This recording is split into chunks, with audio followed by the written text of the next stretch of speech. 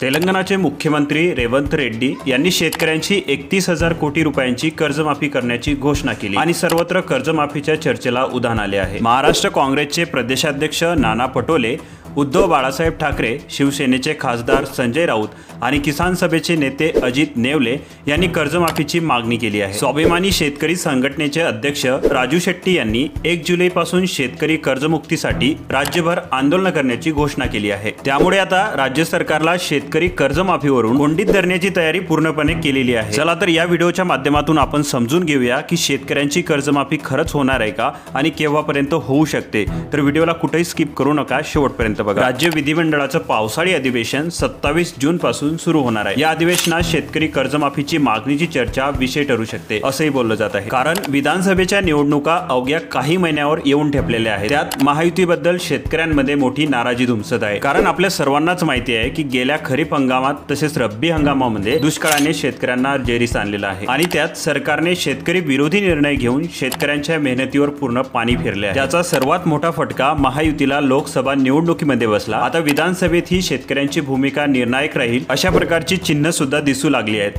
त्यामुळे पावसाळी अधिवेशनात राज्य सरकार कर्जमाफीची घोषणा करू शकते का अशा चर्चांना आता उधाण आले आहे, कारण मागील वर्षी म्हणजे 2023च्या अधिवेशनामध्ये मुख्यमंत्री एकनाथ शिंदे यांनी 6,500 कोटींच्या शेतकरी कर्जमाफीचे आश्वासन दिले होते, पण मात्र ते आश्वासन हवेत विरलं। सरकारच्या कथिन आणि करणीतला फरक आता दिसून आला आहे। तसेच 2017 आणि 2020 अनुक्रमे महायुती आणि महाविकास आघाडी सरकारने शेतकरी कर्जमाफीची घोषणा केली, पण त्यावेळी सरसकट कर्जमाफी शेतकऱ्यांना मिळालीच नाही। त्यामुळे सरकारने फक्त घोषणा करून शेतकऱ्यांचे खच्चीकरण करू नये, तर ठोस निर्णय घेऊन शेतकरी कर्जमाफी करावी अशी शेतकऱ्यांची मागणी आहे। गेल्या वर्षीच्या दुष्काळाने शेतकऱ्यांची उत्पादकता घटली, दुसरीकडे सरकारच्या हस्तक्षेपी धोरणामुळे शेतमालाचे भाव पडले। त्याचा झटका सोसत असतानाच त्यात तेल ओतले ते कृषी निविष्ठांच्या किमतीने। खरीप हंगामाच्या सुरुवातीलाच कृषी निविष्ठाचे दर गगनाला भिडले। या सर्व गोष्टीमुळे शेतकरी भरडून निघाले आहे। शेतकऱ्यांची मागणी आहे की सरसकट कर्जमाफी करावी, अर्थात राज्य सरकारने आजवर घोषणांचा पाऊस पाडून शेतकऱ्यांना फक्त गाजर दाखवले आहे। शेतकरी तसेच शेतकरी नेते आणि विरोधकांच्या वाढत्या दबावामुळे विधानसभा निवडणुका डोळ्यासमोर ठेवून शेतकरी कर्जमाफीची घोषणा करण्यात येईल अशा प्रकारची अपेक्षा आता शेतकऱ्यांना लागून आहे। याला दुजोरा देणारी मतही बँकिंग क्षेत्रातील जाणकारांनी व्यक्त केलेली आहे। झारखंड आणि तेलंगणानंतर महाराष्ट्र सरकार ही कर्जमाफीची घोषणा करू शकते असं बँकिंग तज्ज्ञांकडून बोलले जात आहे। त्यामुळे राज्य सरकार शेतकऱ्यांची कर्जमाफी करणार का, पुन्हा एकदा पोकळ आश्वासनांचा पाऊस पडणार, ते लवकरच आता स्पष्ट होणार आहे। हे सरकार खरोखरच शेतकऱ्यांची कर्जमाफी करू शकेल का, याविषयी तुमचे मत काय आहे तुम्ही कमेंट करून नक्की कळवा। आणि तुम्ही पहिल्यांदाच आपल्या चॅनलवरती आलेला असाल तर अशाच महत्त्वपूर्ण बातम्यांसाठी आपल्या चॅनलला सबस्क्राईब करून बेल आयकॉनला प्रेस करून घ्या।